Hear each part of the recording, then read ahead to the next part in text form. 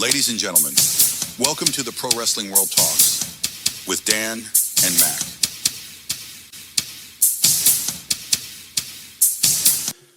Well, folks, we have reached another milestone in our lifetime. The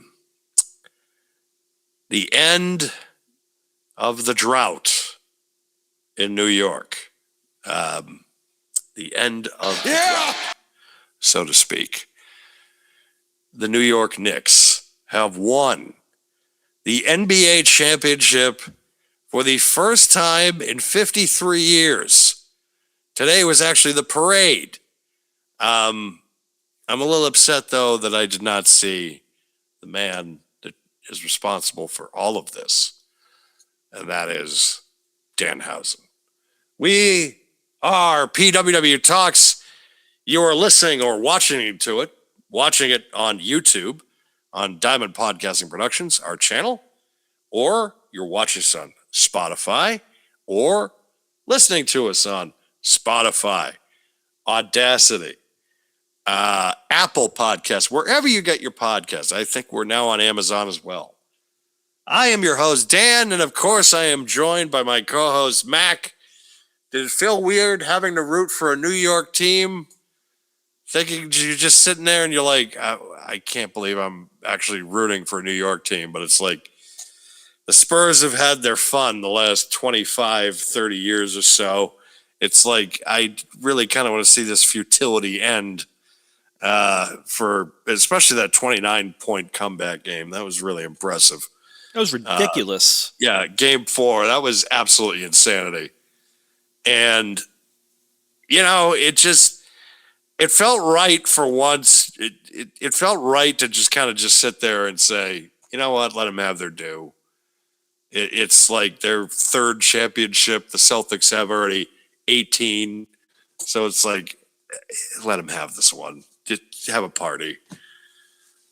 I mean, listen, at the end of the day, I think that Danhausen, whether or not you want to believe in the curse or not, it's completely up to you. But this just builds him that much further without him needing to do a damn thing. He is now, in my opinion, one of the biggest stars in professional wrestling. He is right up there with CM Punk, Roman Reigns. If you want to talk about AEW, Jon Moxley, MJF, Well, the biggest star, the biggest stars in the industry. Rhea Ripley, Liv Morgan, Danhausen. They're all now the same category. Danhausen. Did you watch Raw? Speaking of Liv Morgan. I did, yes. Did you watch the segment with Liv and Danhausen? Yes, I did. That was good. Plenty of human buddies. Yep. Liv, and what are you music? I think he was calling like Livia or something. Actually, yes, he was Olivia Morgan. It's like, God. Speaking of the New York Knicks parade, you know who was on the float with? I Jalen believe Brunson? it was Lola Vice. Olivia Benson. Oh, okay. I'm thinking of a different parade. I think actually they Captain showed Olivia Benson. That's funny. From SVU. Nick's super fan who was going absolutely insane during game 4, during the big comeback. And actually, the story was that she ran from her Broadway play over to Madison Square Garden to finish watching the rest of that game. I mean, complete. And then, of course, you see her seated next to, America's sweetheart, Taylor Swift, in her Knicks t-shirt after being in Cleveland last month with douchebag freaking Taylor Swift, Mr. Taylor Swift, Travis Kelce, who was voted one of the most washed players in all of sports today by Felger and Maz during their tier session on 98.5 The Sports Hub, which I have been watching and listening to religiously as of late, because they have been talking severely about how terrible the Boston Red Sox are. How it's not a hard conversation to have at this point. Awful awful the Red Sox have been. And I guess this is our sports break moment, local sports break talk, folks. Just because the Boston Red Sox last week had a record. They went their 1 through 3 hitters struck out 9 times. 0 for 9. What is this, Ferris 9 Bueller? strikeouts. They struck out 9 times. It was the first time it had ever been done since like 1901. You never want to be in that conversation. It's like, hey guys, we just did something that hasn't been done in like 125 years. I mean, listen, I'll just kind of bottom line it real quick because I don't think we need to have this conversation that much further. The Boston Red Sox are in last place in the American League East with a 29-43 record. Let's see. In the East, they have the least amount of. I'm sorry. In the American League itself, forget East, Central, and West. They have the least amount of wins. There are teams that have 30 wins, but the Red Sox have less than that. They're 29. If I go to the National League, the only team that is worse than them right now in the entire league is Colorado Rockies. Is the Rockies, yep. At 28-47 with a 373. So, yeah, that just shows you how bad the Red Sox are. It's just awful. Just maybe the worst team and the worst season in my lifetime. And that's saying a lot. This is coming from somebody that grew up in the 90s and also the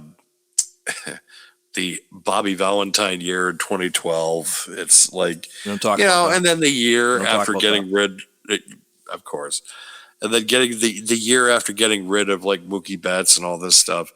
Don't talk about that. Yeah, exactly. Like this is where we're at. I mean, with listen, franchise. I'll just say this last point real quick about the Red Sox. There is this, I don't know if it's a Facebook group or a Facebook page that I will happen to find sometimes. I believe it's more or less like a reel page where they just have like reels up and stuff. Yes. And it is, I believe it is on day 15 of old Red Sox reels until John Henry sells the team. That is what it says. That's not me saying that. That's the page saying it. It's like, like they'll have like, Manny Ramirez hitting a home run or something like that. They'll have a really sick like double play or something like that. And it'll be like X day of posting these reels until John Henry sells the baseball team. I feel like at this point that I should just buy the new game, the new MLB The Show game, and then live stream it on YouTube and build with my super Red Sox team.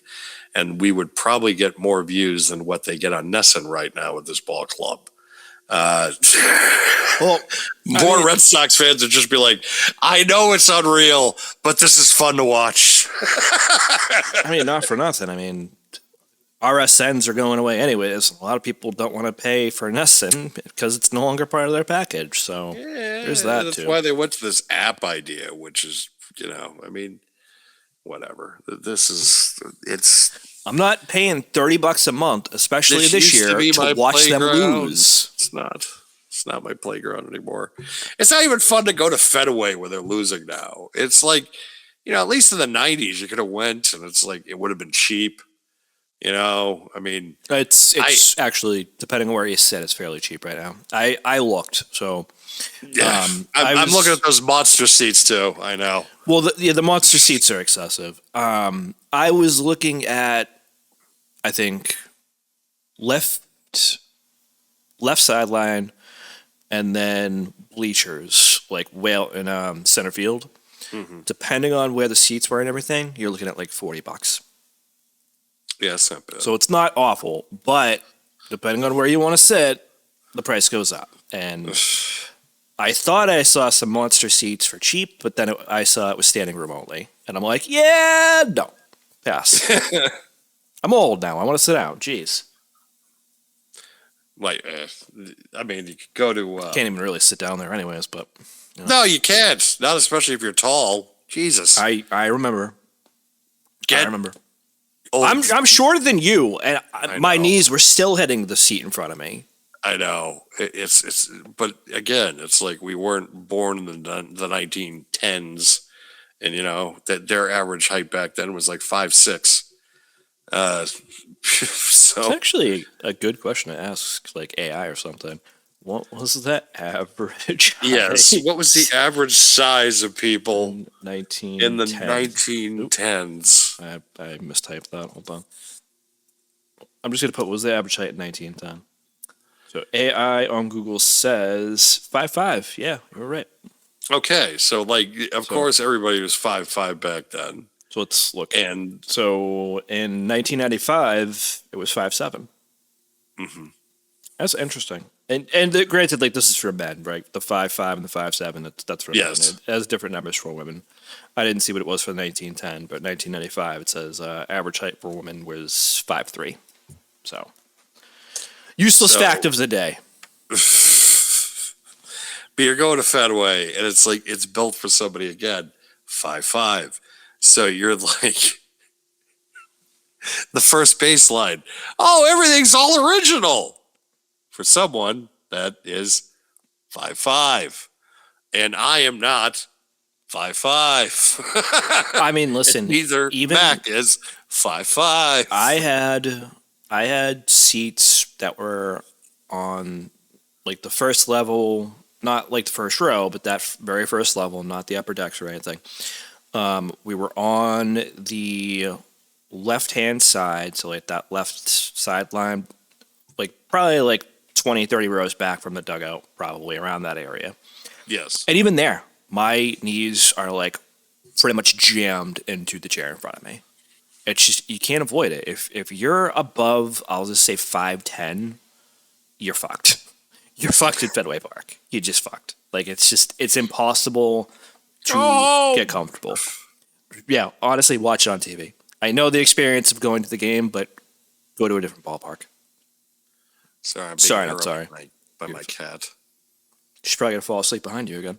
Well, no, she's not behind me, but No, actually, not yet. she's being very cute. Like, just like almost like a cinnamon roll, almost. Like, yes, not. She'd be like F off in a minute. Yes. Yep, I could see the whisker What moving. is in my face? I see the whisker in the ears moving. Yep. Like, What is in my face? oh, that was a side eye I just saw. Okay. But yeah, that's the sport break, I guess. And the cat break. Yes, and the cat break. So, what's funny is that actually we really, as far as WWE and AEW, as far as like major headlines right now, there's really not much going on. However, So, to be fair, there is, but I feel like we should hold off on any of it till next week. yes, Because really the only WWE stuff going on, I feel like, is stuff coming out about LA Knight, and then obviously King and Queen in the ring, but that's not for another week or two, I believe. So. can we confirm the LA Knight stuff? Really though, I keep seeing it. I don't know what a confirmation on that would look like. it's also coming from like Coach, isn't it? I don't know if he's the legit source. He made his own comments about it, though, which I'm just like, please stop talking. But I don't know. I mean, listen, I get why they might feel a certain way. You know, LA Knight does botch when he does that leap up under the top rope. He botched it a few times. I get it. And I know the Unreal shit that came out with Triple H giving him a hard time, and I get that too. But to sit there and say that Jey Uso is a better option? I'm sorry. Sorry. The early SummerSlam rumored card has Jey Uso against Cody Rhodes. If you really want really want people to be in traffic for that match, you don't want to do that. You don't want to have two guys that are kind of, because people now are kind of on Cody, and then on Jay, it is universally, we don't want him. Yeah. You should have learned your lesson last year. You tried it. I think going back to it is just beyond me. It doesn't make any sense. You have to, like, you have to make another decision. And I'll give you the other decision. I'll just give it to you right now. I would rather Obafemi pull double duty. Oh, yeah. I would rather, on night one, it is Brock and Oba, and on night two, it is Oba and probably Roman would make the most sense to me. They're both in the same show at this point. Do I think that it should be Oba that soon? No. But that's what I would rather than Jey Uso at this point. It's either... Or, not for nothing, sorry, Oba and Gunther. I don't know if you're going to like what I've heard. Oh, go for it. Go for it. Seth Rollins, Roman Reigns, Jey Uso, Cody Rhodes. Again, gag. Barf. Super barf. It's like, all right, let's move on. This is why I didn't want to talk about this anyway. Exactly. But you know what? You know what I'm going to be doing for SummerSlam that year? It's like, I think I'm just going to have people over at my house, and I'll be like, hey, who wants to watch SummerSlam 90? Who wants to watch SummerSlam 88? Who wants to watch... We'd rather watch literally anything else. We'll watch old SummerSlams and just hang out. I would watch literally anything else. I don't even care if it's an old SummerSlam. I don't care. I figured pretty early on that Brock was not going to interfere in this match because honestly, it would make more sense not for Dom to win, but for Dom and Jey Uso to fight. Right. Because then you can build Dom as a better heel and have him cheat and get into it that way. And listen, like, is he going to win? Probably not. But at the same token, like you said, nobody wants to be Jey Uso at this point. No. Literally nobody. Nobody. It's over. It's over. He's a tag team guy, high mid-card. Yeah, he sells t-shirts, but that's it. Main event is fucking over. And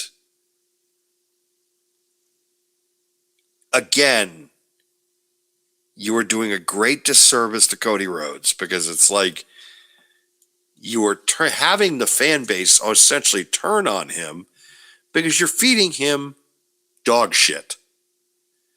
Literal dog shit. Between the booking of how you're doing these angles and then the quality of opponents.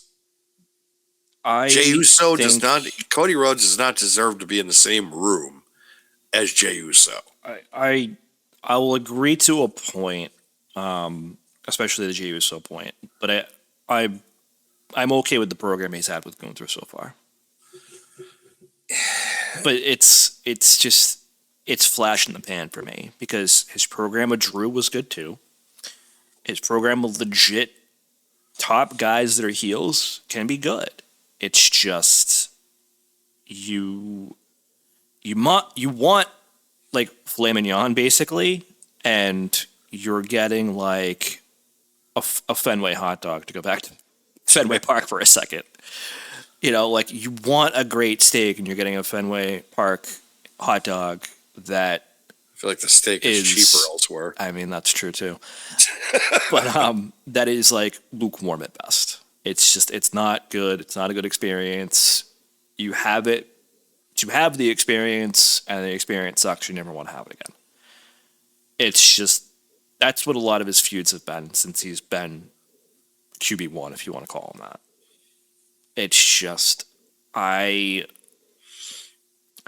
be honest, like, if I'm going to watch any of the WWE shows, I'll watch NXT sparingly, but it's going to be Raw. Right. and it's partially the day. Sure, I don't really want to spend Friday and watch wrestling. I will, but I will usually do it a different day instead of doing it on Friday. And then I'll watch it, and I'm like, but why'd you do that? Why?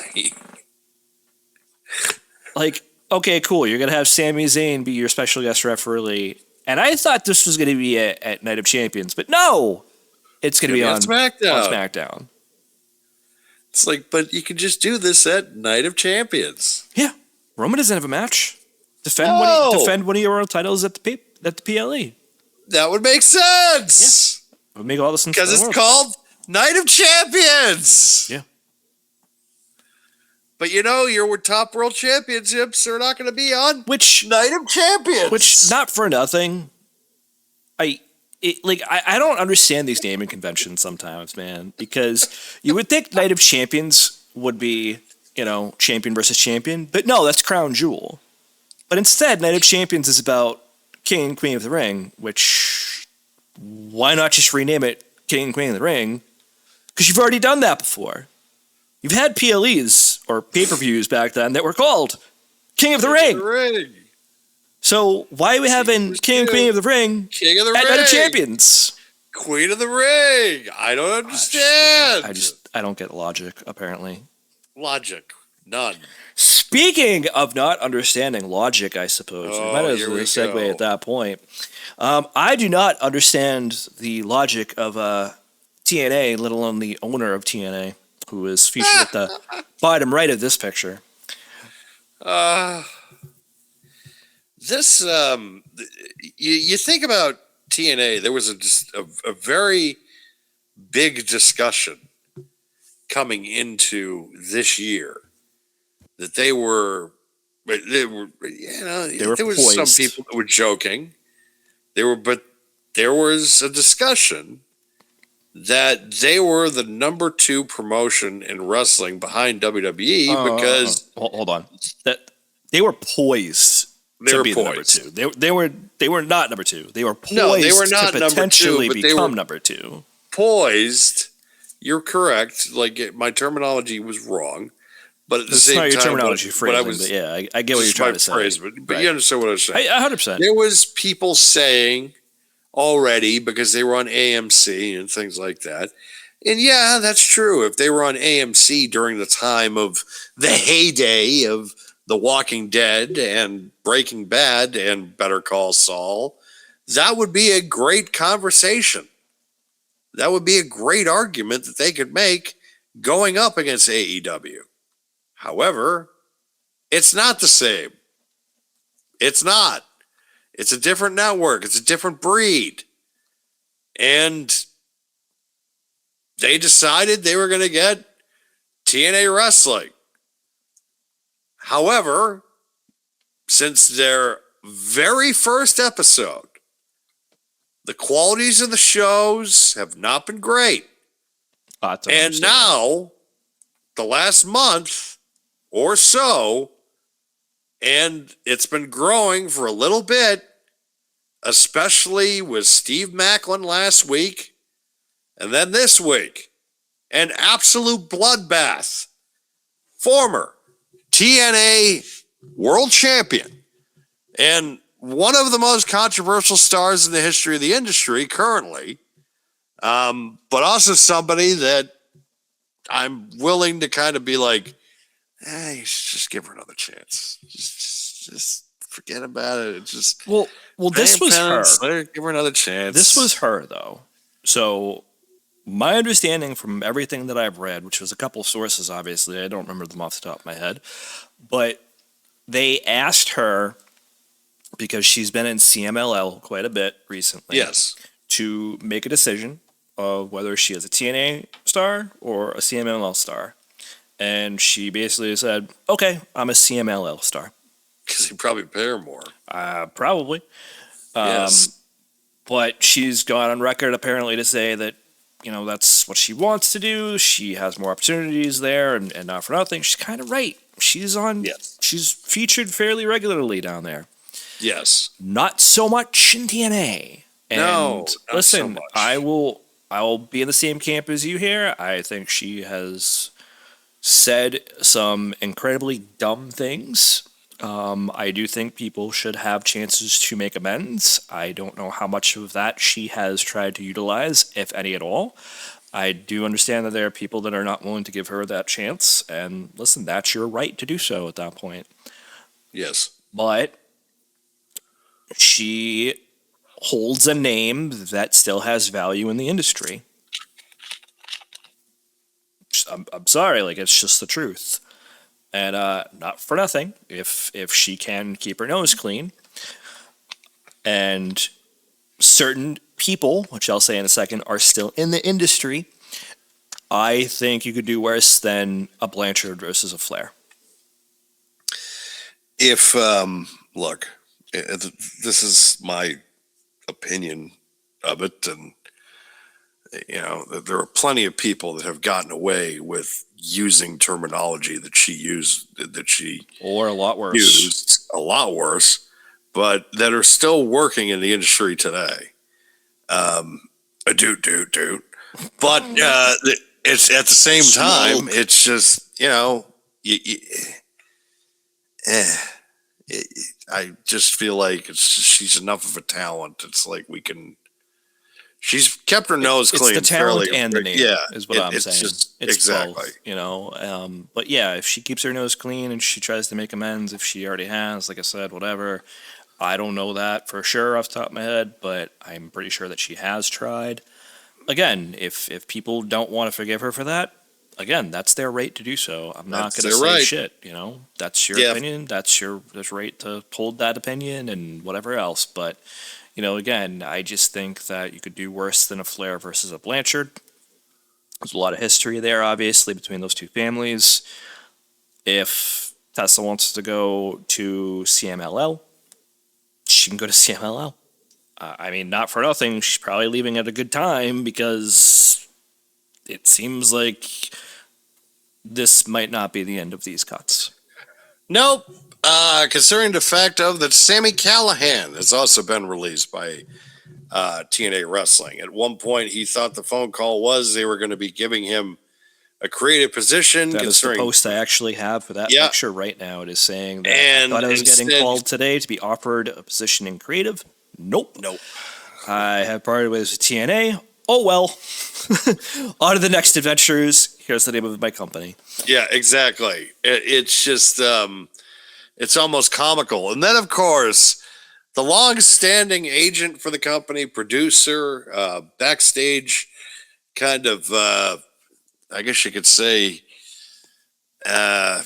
coach, a lot of different hats he wore. Current active talent, anyways, too. He'd pop in there every so often. Yep.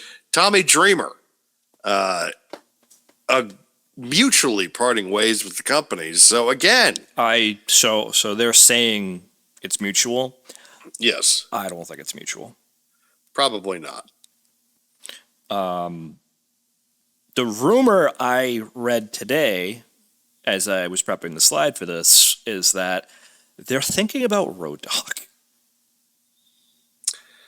That's the rumor I've been hearing too. They did announce too that they are also going to be working a partnership with Ohio Valley Wrestling, which is Al Snow's promotion. Yep. He's the new owner. Well, he's the owner, anyways. Of course, that was started by Danny Davis, and not Danny Davis, of course, the crooked referee WWF angle. Danny Davis from Mid-South territory, and then of course Jim Cornette. Goddamn. Yes. He was kind of the godfather of OVW, which is now owned by Al Snow, and Al Snow is now going to be working with TNA Wrestling, kind of like a feeder, their own kind of territorial system, which, right. Good for them, because they're going to kind of have to start from scratch now, considering the rest of their roster is not so much there. Well, so I have a picture in the bottom left of Mike Santana. So for those that don't know, he is probably one of the bigger names that has a contract coming up with TNA that is set to expire. He is apparently garnering a lot of interest from WWE as well, as he should. As he should. I just did a quick search. I just went to the Googles. And here are all the other talents that I did not include in this slide, that may or may not have contracts coming up in 2026. Leon Slater, the Rascals, which is Zach Wentz and Trey Miguel, Daria Ray and AJ Francis, and Zaya Brookside and Elena Black, who used to be Cora Jade. Gotcha. So, not huge names, but some of them, like Leon Slater and Mike Santana, are definitely names that I don't think they can really afford to lose at this point. Does Cora Jade go back to go back to WWE is the question. I kind of doubt it. Probably not. She might be able to stay with them because I think that they would give her enough money where she would be like, fine, even though she may make enough money doing other things. I don't know what the Knockouts division looks like anymore, so I can't say. But I mean, I feel like, especially when it comes to Slater and Santana, I don't know if you can afford to let those guys go. You can't, but you're gonna have to. I mean, because I don't know if they are going to have to per se, as much as I don't know if they're going to be able to afford. That's the problem. To find elsewhere. Because I feel like, especially with Santana, he's as good as gone.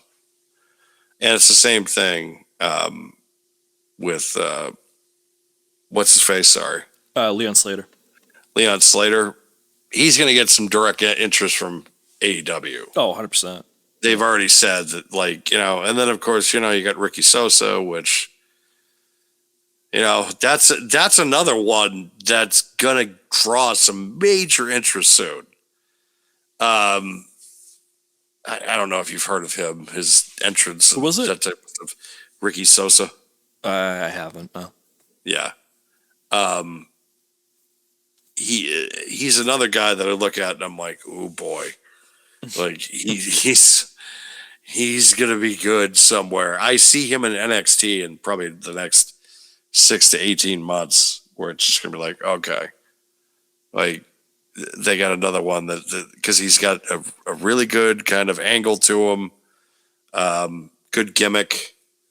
I feel like anybody that has like an entrance song that people can get behind, yep, that's a big part of it for you. Like you're good in that end. So right. He's going to be coveted. He's going to be a coveted free agent too. Well, I mean, you have other guys that are pushing well past their prime. So you have the Hardy Boys still. You have Nick Nemeth or Ziggler, obviously, who's what he went by in WWE. You have other WWE talent that is there. It seems like this deal between trading of rosters between NXT and TNA is pretty much done. I haven't seen it really happen as much now. No. So I just kind of feel that regardless of what you're doing, listen, like layoffs or releases in wrestling, it's happened. Like we've talked about it so many times in the past with other stars that get released. And okay, sure. It depends on where they are in the card, their tenure, like all these different factors. But when you let some of your bigger names go and you don't have the same kind of bloated roster that WWE or even AEW at this point have, you need them really badly to keep this AMC deal afloat, I feel like. Whatever the deal they signed, that's fine. But if you don't have the talent and you don't pull in the numbers, your deal's not going to get re-signed. It's just not going to happen. The last thing that you want is this deal, because this is This is the best exposure you've had in years. They've been on that what the hell is it? Access TV? Yeah. They were on Access for years, which did not get carried by every provider. Like that was not a nationally syndicated, like a nationally known provider on cable. And they got on AMC, which a lot of people can get.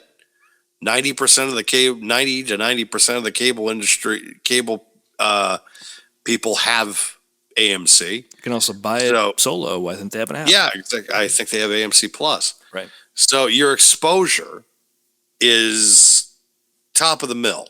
Yeah, it's never been higher for them, I feel like, honestly. But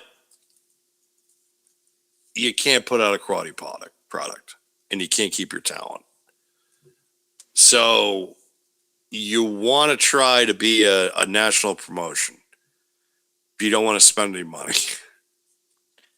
I mean, listen, here's what I'm going to say, and there's probably going to be people that hate me for it, and there's probably going to be people that disagree with me, and that's fine. I feel like they signed an AMC deal on the merit of WWE. Because you had guys like Trick Williams going in. You had guys like, or girls, I should say, really, like Kalani Jordan going over there. You had a whole invasion angle that played out on both sets of their televisions, both WWE, NXT, and TNA. And then this deal signed, and that pretty much went away. But what have they done since? You already said it. The first show was awful. First show was a train wreck of just awful, just blown out proportions. That's all I can say. Nothing in it. It didn't get better. It hasn't gotten better. No, it hasn't. It's just, and I haven't watched it since. I'm not gonna lie. I have not watched it since. No, because it's like I've had a passing interest. Maybe I might every so often see what's going on, but I don't follow it weekly anymore. And why would I? It's just, why would I? It's not a value for my time. It's not a value for the product. It's not a value for the network. So why would I bother? Yeah, it's wrestling, and I get that. And you know, you try to be as impartial as you can when you watch wrestling at times, especially in the position we find ourselves in this podcast. But how can you be? It's just these releases and the people asking for their releases, like Blanchard and guys that might be leaving, like Santana. It's like it just shows how bad this is managed. I am going to say a comment that it's going to send chills up your spine, and you're going to laugh your ass off. I'll probably just laugh, but go ahead. ECW on TNN. Okay. This is the equivalent to that. No, this is worse. No, it's worse. But at the same, no, it's on the same basis only because the fact of that ECW finally got national TV and they lost Taz and the Dudleys like the same time.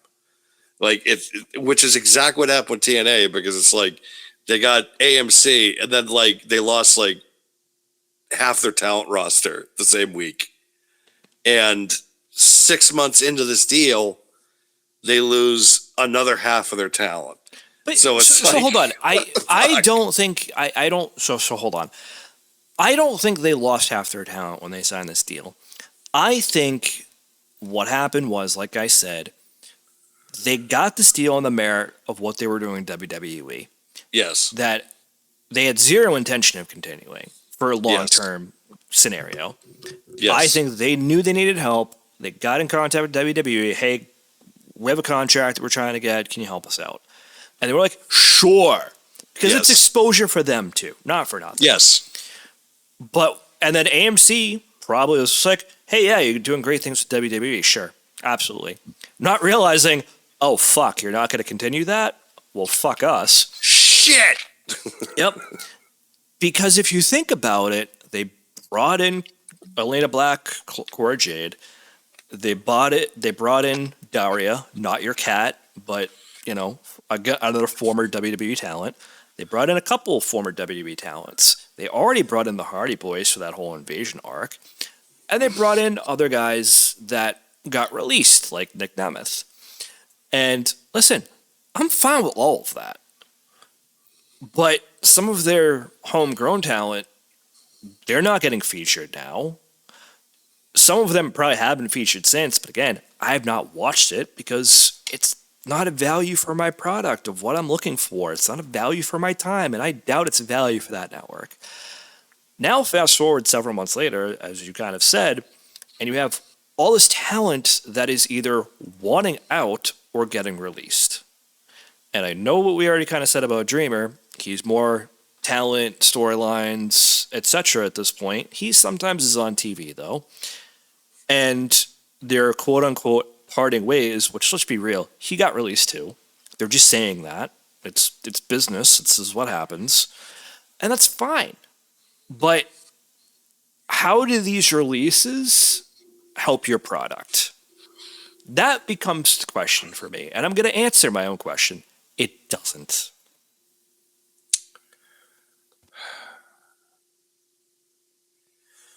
I fully expect Tommy Dreamer to end up in AEW. Or he's going to be backstage at Evolve next week.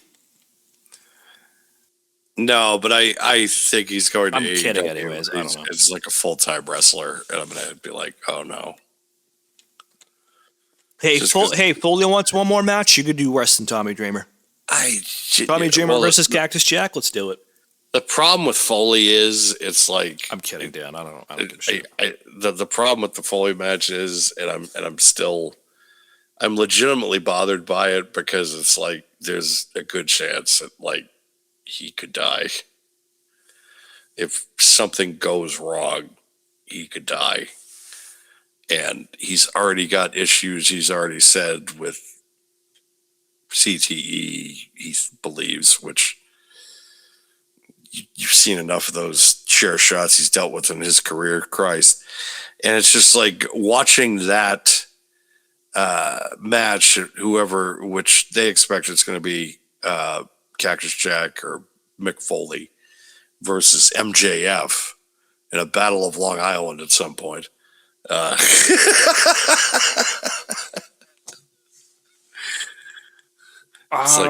Maybe. I don't know.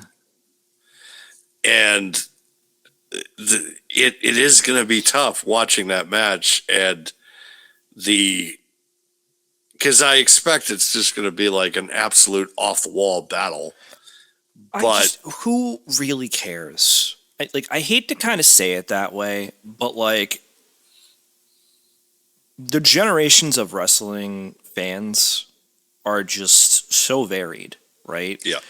You and I would like that. If it was Cactus Jack or even just regular Mick Foley wrestling again, whether it's MJF or, like I said, Tommy Dreamer or anybody really, it's a nostalgia effect.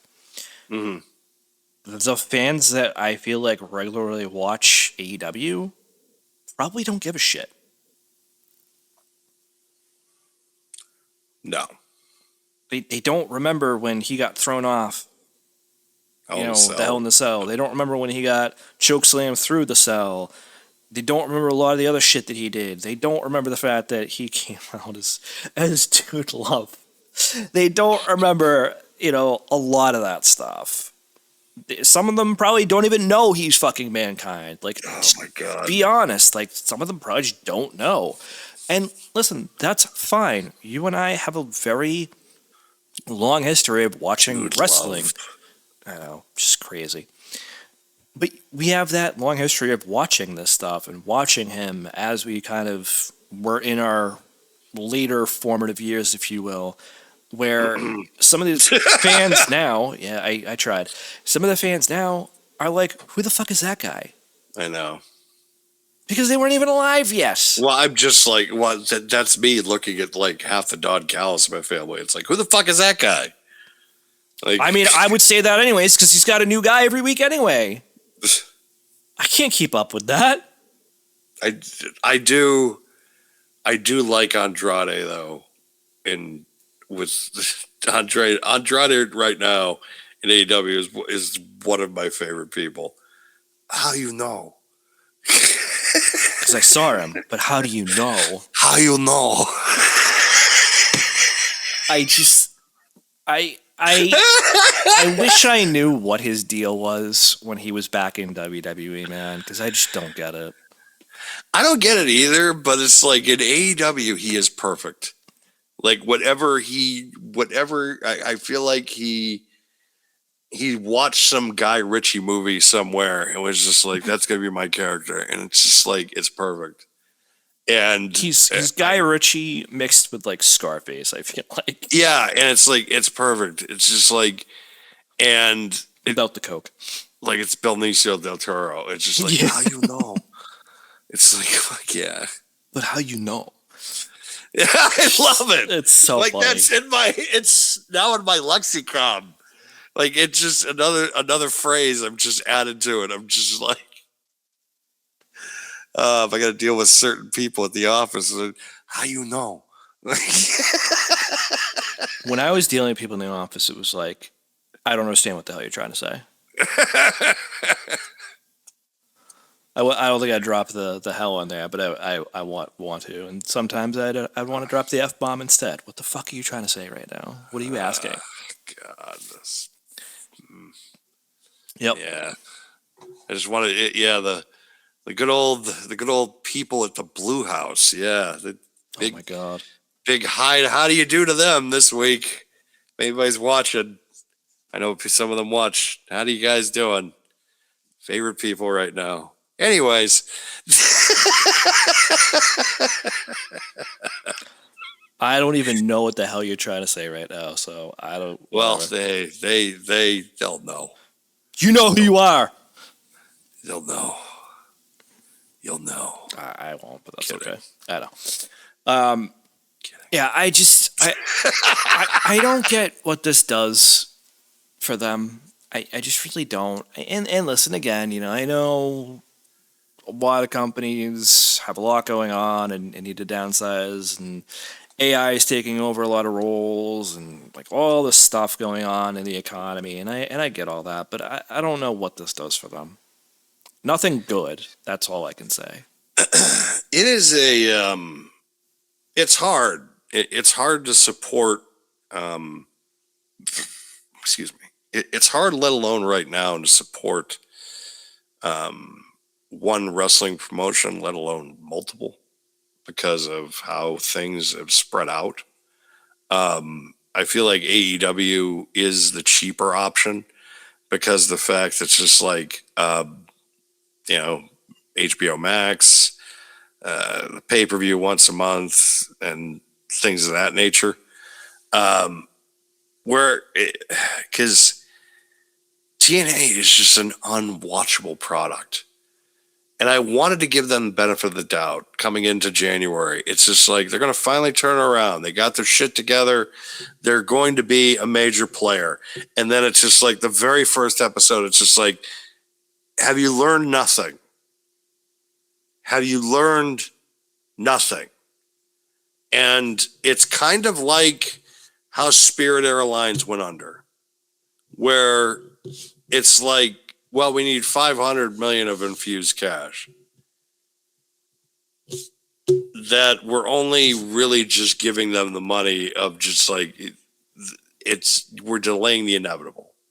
I'll give you that. I'm also going to say that I know people had feelings about their partnership with WWE. And I already know what I said, how I felt that they got this deal on the merit of what they were able to do with WWE. But I know people want to crap on them for that. I don't, because I look at the partnership they had with AEW as more toxic than that. And we've seen it with New Japan Pro Wrestling as well. The partnership they had with AEW did not work out for New Japan Pro Wrestling. No. I think, however, that again, when it comes down to it, this comes down to just very poor management. Because you're obviously not listening to the people that you have working underneath you that should be the ones to tell you what can work and what can't work and what will work and what won't work. And I don't think that's happening. I'm not going to sit here and blame an entire company's creative decisions on one guy. And it feels like that's kind of what they did. I feel like Tommy Dreamer is the scapegoat in this scenario. I don't know if that's the truth, but that's kind of how it feels in this moment. But I would blame them for Blanchard, because as much as you may want to feature her on TV, tell her that. Let her be in both. As long as she can split her time effectively, who cares? And you have plenty of talent that already does that in WWE between NXT and the main roster, or the main roster and AAA. You are not big enough to push for exclusivity. 100%. You're just not. 100%. You are not big enough as a promotion to push for exclusivity. You talked about number 2 before. AEW is number 2. They don't even push their talent for that. No, they let their they don't push for exclusivity at all. I mean, you have Actually, MJF, which WWE at some points too. Not for nothing. That's true. Some of their talent they let go. Yep. That it has gotten to the point where some guys, if they've also gotten, I mean, if girls CM too. Punk I'm thinking of Natalia specifically. I'm right, of. but like, yeah, but I'm looking some talent literally could walk into an indie show, right, and they would not get any flack from anybody. Like Bailey could go to like an indie show and do a run in, and I don't think they would get any flack from TKO about that. It has exactly. It has gotten to that point of no big deal. So you to kind of say, well, we don't want you working with CMML. It's like, okay, well, you got to make it worth my while then. It's like, well, no. It's like, well, then fuck you. I'm not going to work for you because I know they have a plan for me. I already know I'm over there. Where over here, it's like you might push me well for a month and then I'm off for 3 months. Right. You might push me for a month, then I'm off for 3 months. So it's like, that's really not a lot of time to kind of be able to establish yourself for a decent run in a company. I do feel like Tessa should get hired by AEW or WWE, but again, going back to the controversies, I understand why. I think she's paid her penance. It's hard for me to say that. Hold on. I know what you're trying to say. Yeah. And I personally can't say that because the issue with what was done does not personally offend me. I'll say it that way. I think what she said was disgusting. It just doesn't personally offend me. And the people that it does personally offend, I'm sorry you feel that way. I hope she's apologized for that. And if she hasn't, then hold her accountable, 100%. I do think that, again, kind of like you echoed earlier, though, she should get a chance to do that if she hasn't. Having said that, though, if I'm AEW or I'm WWE, you have to look at it as just basic business, a risk assessment. Is she worth that risk? And I can't answer that question for them. That's the first thing I'm going to say right out of the gate. I cannot answer that question for them. But, and I said this when they first brought her back, I said, if she can keep her nose clean, maybe those other two companies do take another look at her and maybe they give her that chance. That hasn't happened yet. But at the same token, has TNA given her enough of a platform to show that? And that would be my question. And to be fair, I think the answer is no. I mean, the thing is that you could have, if she showed a bit of remorse, you could have made a baby face out of this.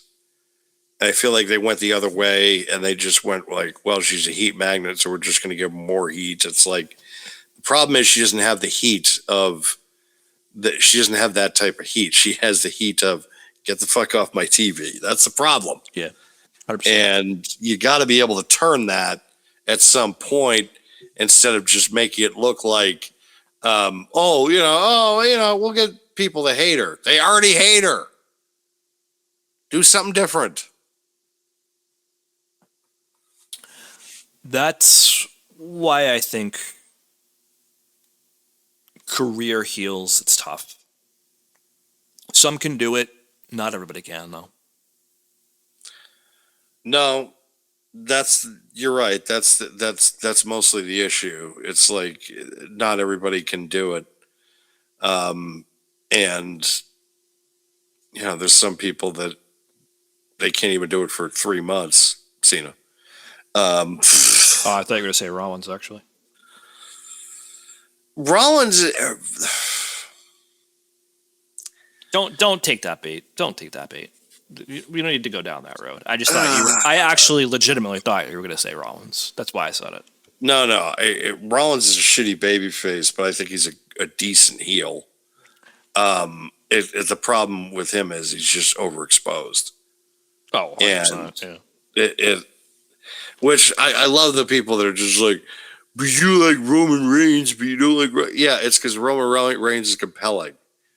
Rollins is not compelling. It's like he can do good moves. Okay, like that's how I feel about him. It's just like, okay, he can do. Rollins is a better like anti-hero, I feel like, than an actual heel. Like he's not like an Austin level anti-hero. No, but he's an anti-hero. He's never going to be the guy that's the hero, nor is he going to be the big bad heel in the scenario. He's just going to be a guy that who he is, which is fine. There's nothing wrong with that. It's just when you need him to be a heel, it's not convincing. I know that's your favorite thing to say about him. He's not convincing. He's not. And if he's the big baby face, I don't feel he's convincing either. If he's just the guy, like before, and I've said this in the past, before they switched him to this whole Vision shit, he had just figured out the character. It was working. He wasn't a true heel. He wasn't a true babyface. He was kind of like in between. It worked. It worked. Then they made him this heel character. It sucked. And they came back after his injury, and they're trying to build him up as a babyface, and it's not really working either. No. And if you told the story the way you told it and just dropped it, it would have worked better. But no, you have to find a stupid way to try to continue it. It's also lazy because, again, this is the same booking that they did when he was going up against the Bloodline of just like, I need to recruit to be able to go up against the Vision. It's like, you know what? You really don't need to recruit to go up against the Vision. Because a doctor's just going to clear them, not clear them at some point. So you could just wait it out, and they're all going to be injured at some point. Yeah, I speaking of which, I did not need Logan Paul coming out in the Armcast. By the way, I didn't need that at all. Well, he's back apparently from his injury. I don't think he's back, but okay. Back. I don't know. Back on. I mean, he was open. Back. Baby back ribs, barbecue sauce. But yeah, I just, I do kind of want TNA to be successful, obviously. Yes, like, I don't want them to just fail, because then it sets a bad taste in everybody's mouth, and it sets a bad, taste in some of these providers, the channel providers, because they're going to be less inclined to want to have wrestling on their TVs again. Unless it's WWE. And then it's going to create more bidding wars in the future when their media rates are up. And then it's going to cost more for everybody else at the end of the day. Well, I mean, plus I want AEW to be able to get a decent media rights deal, too, at the end of it, because I feel like they've earned the right to get a decent media rights deal. So I want them to be able to get something stable. And the way that TNA is doing business is hurting their chances. And True. It's also the chances for WWE as well, because everybody's just going to look at that and be like, well, look what TNA. And It's going to hurt AEW, I feel like, essentially, too, because it's just going to be like, well, they're not WWE, so they're never going to hit like the millions. I mean, you're not wrong. I just feel that assessment is a little unfair, and not No, it is. not you saying that's unfair, but just the assessment in general. Because what's the baseline? Like, is it $1 million? Does it need to be $1 million? No. Right? Like, I saw the side by sides of NXT and AEW against, I think it was the NBA Finals for one of them, and then the NHL Finals for the other. And I think they both threw in the 500 something. Right. Which to be fair, when you're going up against playoffs, especially a final series for either sport, playoffs, I think a 500 when you're going against those is a good number, right? It's not the best, it's not the worst, but at the same token, like, isn't that a normal AEW number anyways in the 500, 600 range? At this point for NXT, isn't that kind of normal too? Maybe in the closer to 700 though. Yep. I just, and granted, again, like, we don't know for the main roster shows sometimes. I don't have it in front of me. I know Netflix numbers are going to be different anyways, especially with replays and stuff. I think SmackDown's usually pulling in about 1 million or so. Yep. I would assume Raw is about the same, maybe a little bit more. But it's like They do well at social media though too. They do. They definitely do very good social numbers. But I just feel like this whole, Brother. it needs to be this, it needs to be that number is just, it's toxic, honestly. I hate to pull a Kit Wilson term out, but it is. It's like, I feel like every time that the AEW fans, the WWE fans, it's like, well, you didn't pull this number. Well, you only did a 5. You only did a 6. Well, your key demo was way under where it should. Like, just stop. Just please stop. But at the same token, the media rights and the provider numbers and everything, those do matter to the provider because they got to make money on the deal too. The company itself, WWE, has so many other things that they worry about other than the TV ratings. They're going to get their money no matter what, but also at the same time, the media business is changing along with TV, especially because I feel like the cable industry is going to shrink. Like it's going to go through a period of contraction because a lot of these companies are not going to be able to. I feel it already is. Yeah, it's like you can't keep these networks going that no one is watching. It's not even that, but that does play a role 100%. But it's also the fact that why are you going to continue all the broadcasting when you could just throw it on your effing app? Exactly. Like, outside of wrestling, I'm just going to be honest, outside of wrestling, I do not remember the last time I watched something live. Maybe the playoffs, obviously, too. I guess I'll throw that in there, too. But outside of those things, I don't remember the last time I watched something live. No, that's fair. I'm in the same boat. I know there's people that are like, oh, you didn't watch, what, House of the Dragon or whatever? It's like, no, not live. I binged it when the season was over. Exactly. Why am I going to sit there for a weekly show all the time to do that? Like, no, thank you. No. And like, oh, you didn't watch this show live? You didn't watch this show live? It's like, no.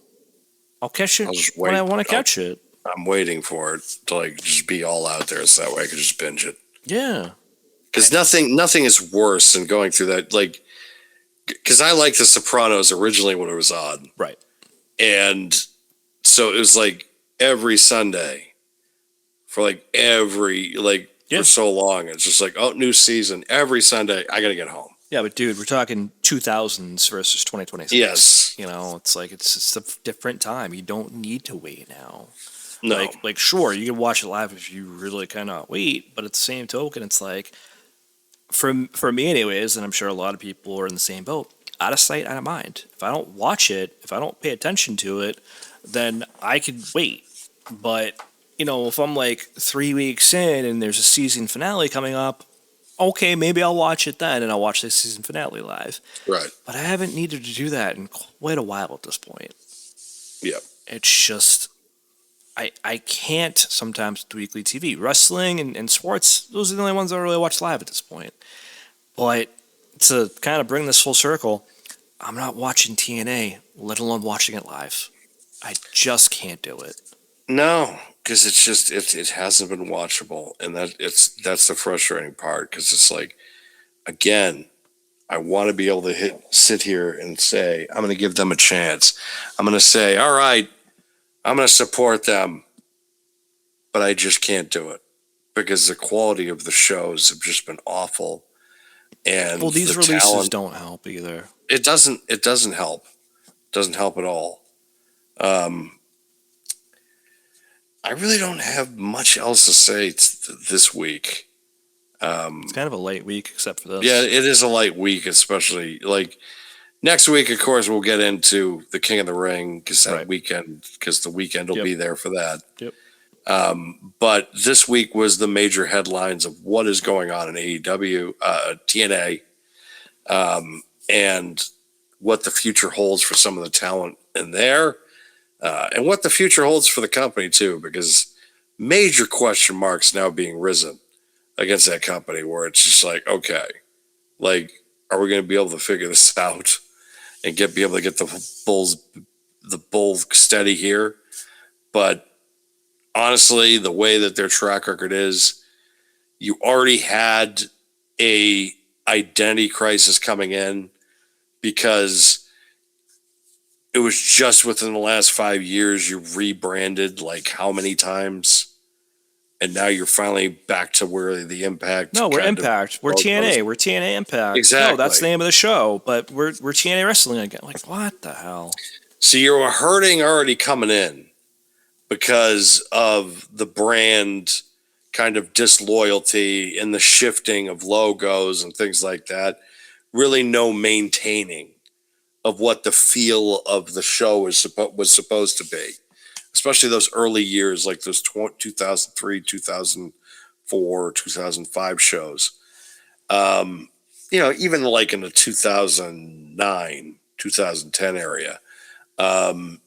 Since then, it's just been like a complete breakdown of what made them great, in the early to mid 2000s. So, and it's tough to watch, and it's like, because I felt like that this was going to happen sooner with, with Dixie, but this now is like, wow, this is really not good for them at all. Yeah, I mean, I remember when people would say that no press is bad press. Oh man, this is bad press. This is bad press. This is bad. This is the definition of bad press.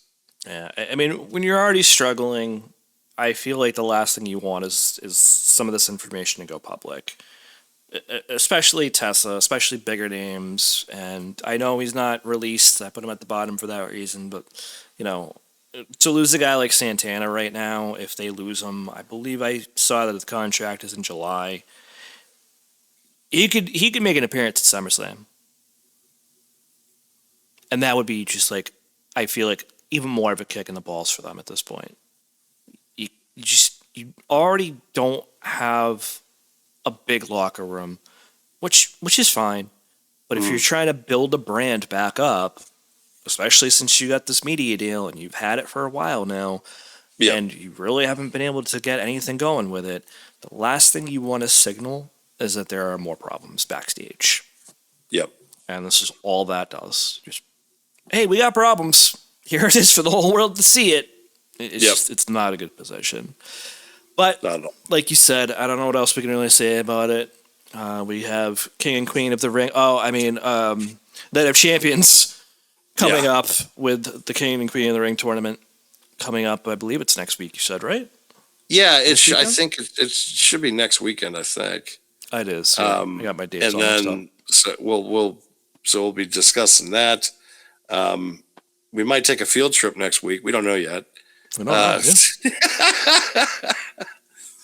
little pre-summer kind of like beginning of summer type deal, and we don't know yet.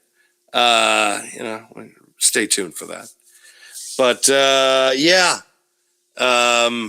happy Father's Day to all the fathers out there that listen.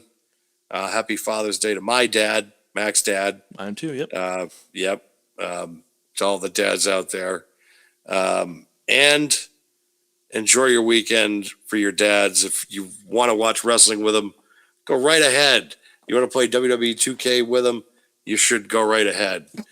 You want to go, yeah, why not? I mean, come on. I mean, I don't know. Maybe your dad wouldn't play 2K with you. My dad would be like, he'd what play am I doing something with else. He'd be like, what am I doing with these buttons? I'd be like, okay, all right. We're just going to go to baseball now. Just swing. I'll pitch. My dad is working on Father's Day anyways, so there's that. How is he working? Because he works at the marina. Oh, right. I forgot. So he's just working. That's probably a busy day. So I don't know. I really don't know. But I asked my mom. I was like, "Yo, is there any plan?" He was like, "He's working." Just like, is he working next weekend too? She's like, "No." And I was like, "I'll see you next weekend then." Jesus. it does save you though from having to go to the jacked up brunch day where it's like now it's like okay, I could just get him regular brunch at regular prices. Where instead they of getting go, the jacked up prices. Where they go, really doesn't jack up the prices. Anyways, they're not. Okay. They're not gonna like make it a fancy thing. They don't care about that as much anymore. We actually went Sunday to celebrate because they left. My folks left for Florida this past week, and now they are dealing with 110-degree temperatures. How do you even leave your condo at that point? It's like, what do you do? You don't. It's like, so what do you do? Just go to the pool? It's like they can't even go to the beach. Yeah, I would not be in Florida after like probably March, maybe April. Yeah, no, that's true. That's why it's way too hot. my ass went to Disney in October. It's like I know better. Like I just can't do it. It's a dry heat. No, it isn't. I do wish we went when it was like in the 40-degree temperature range because it was in the 40s this winter. Okay. That would have been nice going to like Disney in like the 50s. Sweater weather. Yep. Well, yeah, because I would have been walking around in shorts and a t-shirt, and everybody else would have been like, all the kids crying and freezing. I probably would have been just cold being too. like, yeah, exactly. I would have been cold. Ever since I lost weight, I'm cold all the time. That is true. But I am kind of in the same boat now because it's like I go upstairs now even with the AC on, and I'm just like, oh, it's a little chilly down here. Chilly. I literally, there are days, obviously, like not so much now, but if I have like the AC on and it's like 70, I'm not turning it off. I am just throwing more clothes on. And once I'm warmed up, I'll go back to shorts. But yeah, I'll just throw sweatpants and a hoodie on, and I'm good for a little bit longer. No, I can't do the like hoodie and like AC. I can't be one of those people. I might have like a blanket, but I won't have like a hoodie on for some reason because it's just that mentality of like, no, can't do it. It's June. I'm not wearing a hoodie in June. I did it like raining 2 weeks outside. ago. Fuck it, like I had to. I was just fucking freezing. I don't know why, but I understand. I understand. It has been cold. Or cooler, so to speak. the nights have been cool. Yeah. Yeah, which is good. Except if you live on like a top floor and the attic. What? What is it? Trapping the heat or? Well, that's the thing. The attic traps the heat, so it's Gotcha. like it's hot upstairs anyways. So I'm Right. like, crap. Yeah, still getting used because I was used to a basement the last like 4 years, Right. which it wasn't. It got hot, but it wasn't that hot. It wasn't like when I was living on my top floor a few years back. Right. But now it's like upstairs, especially with the attic, it's like, it's a little hotter than usual, but the AC, it's fine. So, That's good. yeah, I know everybody's really listening to this and they're just captivated of just like, oh, okay, yeah, you're just going in now to how Just you end the fucking show already. just God. end the show, you asshole. All right, I will. All right, people, enjoy Father's Day, enjoy the weekend. We will be back next week to talk about Night of Champions and not Queen and King of the Ring. All right. Good night, everybody. Bye.